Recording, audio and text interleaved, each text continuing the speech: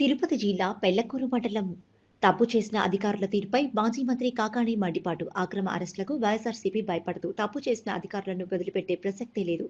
కార్యకర్తలకు పార్టీ ఎల్లవేళలా అండగా ఉంటుంది. అక్రమ కేసులతో అరెస్ట్ అయి జైలుకు వెళ్లిన మాజీ జిల్లా కేంద్ర సహకార బ్యాంక్ అధ్యక్షుడు కామిరెడ్డి సత్యనారాయణ రెడ్డి కుటుంబ సభ్యులను మాజీ మంత్రి కాకాణి గోవర్ధన్ రెడ్డి పరామర్శించారు. మాజీ ఎమ్మెల్యే కిలివేటి సంజీవయ్యతో కలిసి సత్యనారాయణ రెడ్డి మండల పరిషత్ అధ్యక్షుడు శేఖర్ రెడ్డి కుటుంబాలకు ధైర్యం చెప్పారు.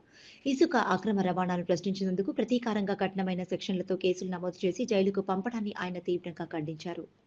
అధికారంలోకి వచ్చిన తర్వాత ఎవరైతే ఈ ప్రభుత్వంలో జరుగుతున్నటువంటి అవినీతి గాని, అరాచకం గాని, అనైతిక కార్యక్రమాలు గాని ప్రశ్నిస్తే ఆ ప్రశ్నించేటువంటి వాళ్ళ మీద కేసులు నమోదు చేయడం, వాళ్ళ మీద నాన్ బెయిలబుల్ కేసులు పెట్టి అరెస్ట్ చేయడం, వాళ్ళని అనేక రకాలైనటువంటి ఇబ్బందులు పెట్టడం, జైలుకి పంపించడం అనేటువంటిది ఒక అలవాటుగా, ఆనవాయితీగా మారిపోయింది.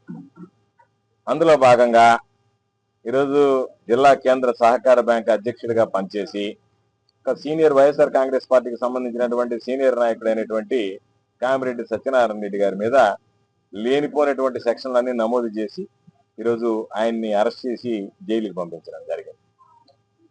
జరిగినటువంటి ఉదంతాన్ని ఒక్కసారి చూస్తే ఎక్కడో ఇసుకకు సంబంధించి అక్రమంగా తరలిస్తున్నారు అని చెప్పి ఇది ఎంత మేర అనుమతులు ఉన్నాయి, మీరు ఏ విధంగా దీన్ని తరలిస్తున్నారు, నిబంధనలకు విరుద్ధంగా తరలిస్తున్నారా, నిబంధనలను అనుసరించి మీరు అక్రమంగా ఇసుకను తరలిస్తున్నారా అనేటువంటిది పరిశీలించడానికి మా సోదరుడు మాజీ శాసనసభ్యులు కిలివేటి సంజీవయ్య గారు, సత్యనారాయణ రెడ్డి గారు, ఆయనతో పాటు ఈ గ్రామానికి సంబంధించినటువంటి కొంతమంది మండల స్థాయి నాయకులు అందరూ కలిసి వెళ్లి పరిశీలించడం జరిగింది. జడ్పీటీసీ గారు, అందరూ రైతులు అందరూ కలిసి వెళ్లి పరిశీలించడం జరిగింది. అక్కడ అనుమతి లేకుండానే మిషనరీ వాడుతున్నారు, రకరకాలైనటువంటి అక్రమంగా ఇసుక రవాణా అవుతుందని చెప్పి వాళ్ళు మాట్లాడినటువంటి మీదట ఈరోజు మమ్మల్ని ప్రశ్నిస్తారా, మేము చేసేటువంటి కార్యక్రమాలను అడ్డుకుంటారా, మీరు మాకు వ్యతిరేకంగా వ్యవహరిస్తారా అనేటువంటి విధంగా ఈరోజు దాని మీద కేసులు పెట్టడం. పోలీసులు ఏ విధంగా తయారయ్యారంటే ఉన్నటువంటి కేసు రాసి సెక్షన్లో నమోదు చేసేటువంటి ఆనవాయితీ ఉండదు. అయ్యా ఇదిగో ఇది జరిగింది అంటే దాన్ని బట్టి విచారణకి దాన్ని ఫిర్యాదు తీసుకున్న తర్వాత ఆ ఫిర్యాదుని ఒకసారి పరిశీలించి ఏ సెక్షన్ కింద నమోదు చేయాలనేటువంటి ఆలోచన ఉండేది. ఇప్పుడు మరి ఈ ఎస్ఐలు సిఐలు ఏ విధంగా తయారైపోయారంటే పాపం కూటమి ప్రభుత్వమే శాశ్వతంగా ఉంటుంది, వీళ్ళే వాళ్ళని ఎల్లకాలం రక్షిస్తారు కాబట్టి మాకు కూటమి ప్రభుత్వం ఉంటేనే మాకు మనుగడ అన్నట్టుగా తయారయ్యి, కూటమి ప్రభుత్వం ఉంది కాబట్టి మాకు ఢోకా లేదన్నట్టుగా భావించి ఏ విధంగా వీళ్ళ మీద నాన్ బెయిలబుల్ కేసులు పెట్టాలి, అక్రమంగా కేసులు బనాయించాలి, జైలుకు పంపించాలి అనేటువంటి దాని మీద ఏ సెక్షన్ పెడితే జైలుకు పోతారు, 7 ఏళ్ళు దాటి 10 ఏళ్ల వరకు ఉండేటువంటి సెక్షన్ పెట్టాలి, ఆ 10 ఏళ్ల సెక్షన్ పెట్టాలంటే వీళ్ళ దగ్గర ఫిర్యాదు ఏ విధంగా తీసుకోవాలి అంటే ఇది పోలీసు వ్యవస్థలో ఎప్పుడు వినలేదు. జరగకూడనటువంటి పనులు వాటిని బట్టి వాటి మీద కేసు నమోదు చేసి వెంటనే మ్యాజిస్ట్రేట్ ముందు హాజరుపరచడం, వాస్తవంగా న్యాయస్థానం 10 ఏళ్ల శిక్ష పడేటువంటి సెక్షన్లు ఉన్నాయి కాబట్టి రిమాండ్ ఇచ్చేటువంటి పరిస్థితి. అందుకే ఈరోజు సత్యనారాయణ రెడ్డి గారిని అక్రమ కేసు బనాయించి అరెస్ట్ చేసిన తర్వాత మేము సంజీవయ్య కేసులో ఆయన న్యాయస్థానాన్ని ఆశ్రయిస్తే ఉన్నటువంటి సెక్షన్లు అసలు ఏ సెక్షన్లు అయితే నమోదు చేయకూడదో, నమోదు చేయడానికి అవకాశం లేదో, వీలు లేదో అటువంటి సెక్షన్లు పోలీసులు నమోదు చేశారని చెప్పి మాట్లాడిన మీదట దానికి సంబంధించి మీరు అరెస్ట్ చేయొద్దు అంటూ ఆదేశాలు ఇవ్వడం జరిగింది. టెంపరీ రిలీఫ్ ఇచ్చి కింద కోర్టులో మీరు యాంటిసిపేటరీ బెయిల్ తీసుకోండి అని చెప్పి ఇవ్వడం జరిగింది. పాపం మండల ప్రెసిడెంట్ గా ఉన్నటువంటి శేఖర్ రెడ్డి, ఈ గ్రామానికి సంబంధించినటువంటి గ్రామస్తులు, ఆయనకి అండగా వీళ్ళతోటి కలిసి వెళ్ళినటువంటి వ్యక్తులు అందరినీ కలిసి ఎవడైనా ఎక్కడైనా సంజీవయ్య లాంటి వ్యక్తి మృదు స్వభావం కలిగినటువంటి వాడు ఎవరి మీదైనా దాడులు దౌర్జన్యాలకి పాల్పడినటువంటి చరిత్ర ఉందా? ఉద్యోగం చేసుకుంటూ ఉద్యోగం నుంచి పాపం వాలంటీర్ రిటైర్మెంట్ తీసుకొని రాజకీయాల్లోకి వచ్చి ప్రజాసేవ కోసం 2 సార్లు శాసనసభ్యుడయ్యాడు.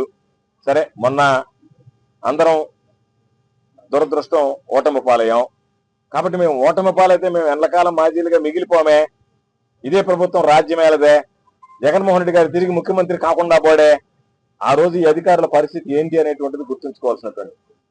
అందుకే చెప్పాం, మీరు ఎన్ని రకాలుగా మాట్లాడినా మేము ప్రశ్నిస్తూనే ఉంటాం. మీరు ఎంత అణగదొక్కాలనే ప్రయత్నం చేసినా మేము మిమ్మల్ని ప్రశ్నించే దాంట్లో ఆగం. రేపు చూడండి సత్యనారాయణ రెడ్డి మరలా తిరిగి వస్తే ఈరోజు మీరు సంబరాలు చేసుకుంటున్నారేమో, చంకలు గుద్దుకుంటున్నారేమో, అబ్బా జైల్లో పెట్టించాము. దాని వెనక ఆయన వచ్చేటువంటి రేపు ఆలోచన వస్తే భారీ ఇది చెప్తున్నా, ప్రతిసారి చెప్తున్నా నేను.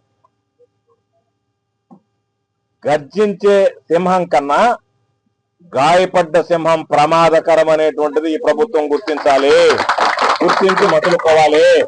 అధికారులందరికీ చెప్తున్నాం. పాపం అధికారులు కొంతమంది అనుకుంటున్నారు, ఏముంది ఆ ప్రభుత్వం వస్తే మమ్మల్ని మహా అంటే సస్పెండ్ చేస్తారు, ఎవరో ఒకరిని కాళ్ళ గడుపులు పట్టుకొని మరలా మేము అక్కడికే ఉద్యోగంలోకి ఎక్కడో దగ్గర తెచ్చుకుంటామని చెప్పి నేను చెబుతున్నా. ఈరోజు ఈ జిల్లా అధ్యక్షుడిగా చెప్తున్నా, జగనన్న సైనికుడిగా చెప్తున్నా, ఆయన మనసరికి చెప్తున్నా, ఆయన మనసులో ఉన్న భావం మాట చెప్తున్నా. అధికారులు అటువంటి భావం నుంచి దూరం జరగండి. పోయినసారి మేము వదిలేసినటువంటి మాట వాస్తవమే. మాకు కక్ష సాధింపు గుణం లేదు కాబట్టి, సంజీవయ్య కూడా అలవాటు లేదు కాబట్టి, పోయినసారి ఎవరన్నా తప్పు చేసినా వాళ్ళని పెద్ద మనసుతో క్షమించి వదిలిపెట్టాం. ఈసారి మేము ఈ అధికారుల మీద పెద్ద మనసు చూపించేటువంటి పరిస్థితి ఉండదు, మేము పెద్ద మనసు చూపించము. కాబట్టి ఈ రోజు ఏదైతే మేము రాబోయేటువంటి రోజుల్లో మా సిద్ధాంతం దెబ్బకు దెబ్బ సిద్ధాంతం మీదనే పనిచేస్తాం తప్ప సర్దుబాటు ధోరణిలో పనిచేసేటువంటి పరిస్థితులు ఉండవు. కాబట్టి మీరు కేసులు పెట్టుకున్నా, ఇబ్బందులు పెట్టినా, ఈ రోజు కుటుంబ సభ్యులు చూసాం, ధైర్యంగా ఉన్నారు. వెళ్ళి సత్యనారాయణ రెడ్డిని కలిసి మాట్లాడాం, ఆయన ధైర్యంగా ఉన్నాడు. కాబట్టి ఇటు కుటుంబ సభ్యులు ధైర్యంగా ఉండి సత్యనారాయణ రెడ్డి ధైర్యంగా ఉంటే మీరు ఏమి సాధించారు? పోలీసులు ఉద్యోగాలు పోగొడుతున్నారంటే. మీరు చేయబోయేటువంటి ఘనకార్యం ఏంటంటే మీ మాటలు నమ్మి అక్రమ కేసులు బనాయించినటువంటి వాళ్ళు ఈ రోజు నేను చెబుతున్నా, రాసి పెట్టుకోండి. ఏ కుటుంబ సభ్యులైతే ఈ రోజు గోడుగోడుమన్నారో పాపం, అయ్యో మా ఇంట్లో వాళ్ళు జైలుకి వెళ్ళారని చెప్పి రేపు అధికారులతో సహా కూటమి పార్టీ నాయకులతో సహా అందరూ జైలుకి పోతారు. ఎంతకి 10 రెట్లు మీ కుటుంబాలు ఇబ్బంది పడేటువంటి పరిస్థితి వస్తాయనేటువంటి విషయాన్ని మాత్రం గుర్తించాలి. ఎవరిని విడిచిపెట్టేది ఉండదు. వీటన్నిటి మీద సమీక్ష చేస్తాం. కావాలంటే ప్రత్యేకమైనటువంటి అధికారులు పాపం కొంతమంది అనుకుంటున్నారు మేము గుంటూరు, ఒక ఆయన ఒంగోలు, నెల్లూరు, ఇది ఒక జోన్. వీళ్ళ పరిస్థితి ఎట్టుందంటే ఒంగోలులో పనిచేసేది వాడు గుంటూరు నెల్లూరులో చేయొచ్చు, నెల్లూరులో పనిచేసేవాడు గుంటూరు ఒంగోలులో చేయొచ్చు, ఒంగోలులో పనిచేసేటువంటి వాడు గుంటూరు నెల్లూరు చేయొచ్చు, గుంటూరులో పనిచేసేవాడు ఒంగోలు నెల్లూరు చేయొచ్చు. అందుకని ఒకవేళ మేము నెల్లూరులో ఉన్నాం, ఒంగోలు అయితే మేము రేపు గుంటూరుకి వెళ్ళిపోతాం, అలా ఆడిపోయి ఎవరో ఒకరు కాళ్ళు గడుపులు పట్టుకుని ఉద్యోగం తెచ్చుకుంటాం. ఆ ఒంగోలులో ఉండే ఆయన ఏమనుకుంటున్నాడు, నేను నెల్లూరు వదిలిపెట్టి గుంటూరుకు పోతాలే. ఎవరిని విడిచిపెట్టేది ఉండదు. ఈ జోన్కి సంబంధించి ఎంతమంది శాసనసభ్యులు ఉన్నారో, శాసనసభ్యులు, జగనన్న ముఖ్యమంత్రి కాగానే మంత్రులు అందరూ కూర్చొని మీ చిట్టా రాస్తాం.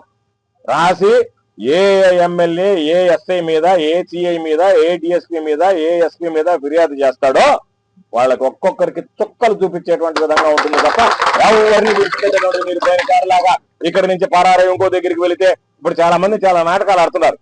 ఇక్కడ ఉంటారు సూళ్ళూరుపేటలో, నాకు ఫోన్ చేస్తారు, సార్ మన పార్టీ బాగుంది కదా, జగనన్న మళ్ళీ వస్తాడు కదా, ఇబ్బంది లేదు కదా మనకి. నేను అనుకుంటా, అబ్బా వీళ్ళు ఎంత బ్రహ్మాండమైనటువంటి వాడు అధికారులు, అభినయాడు మనవాళ్ళు ఇవ్వు బగల కొడతాడు. ఆడ సర్వేపల్లిలో ఉంటాడు, ఆడ మనోడు ఇవ్వు బగల కొడతాడు. సంజయ్కి ఫోన్ చేస్తాడు, సార్ ఏమి డోకా లేదు కదా, మన పార్టీ మళ్ళీ వస్తుంది కదా, జగనన్న మళ్ళీ ముఖ్యమంత్రి అవుతాడు కదా అంటే, సంజయ్ అన్నా వీళ్ళందరూ మనం అధికారం లేనప్పుడు కూడా మన అభిమానం చెప్పి మళ్ళీ ఇక్కడ తెచ్చుకుంటారు.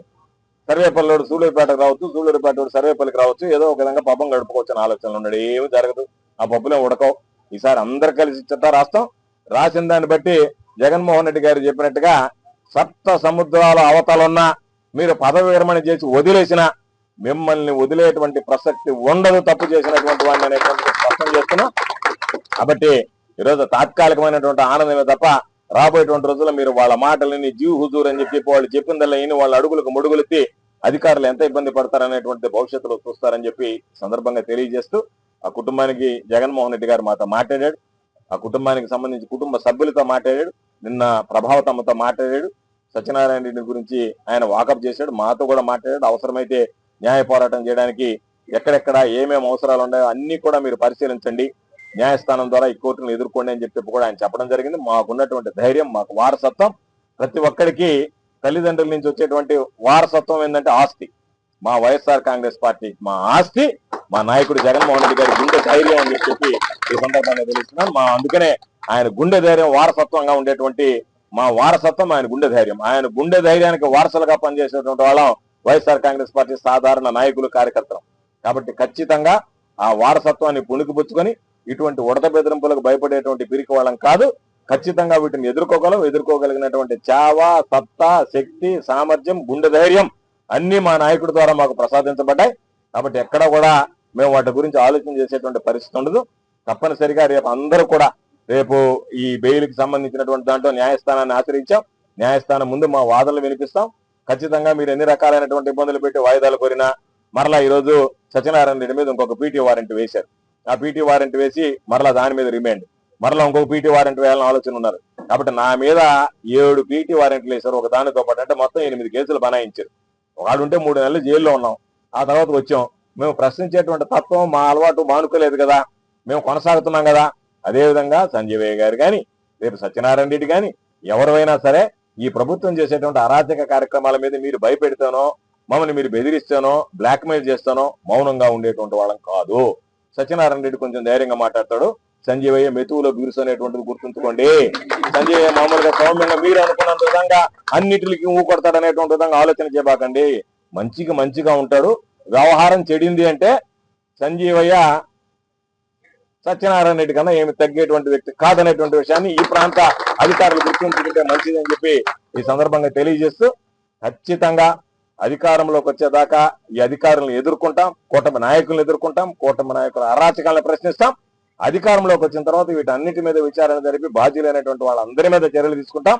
మరలా జగనన్న అభివృద్ధి సంక్షేమ కార్యక్రమం అనేటువంటిది ప్రజలకు ఏ విధంగా ఉంటుందనేటువంటిది మీరు చూస్తారు. ఇప్పుడు చూస్తే పరిస్థితి, జగన్మోహన్ రెడ్డి గారు ఒక మాట అన్నాడు. ఏమని? మావి గన్ అని. గన్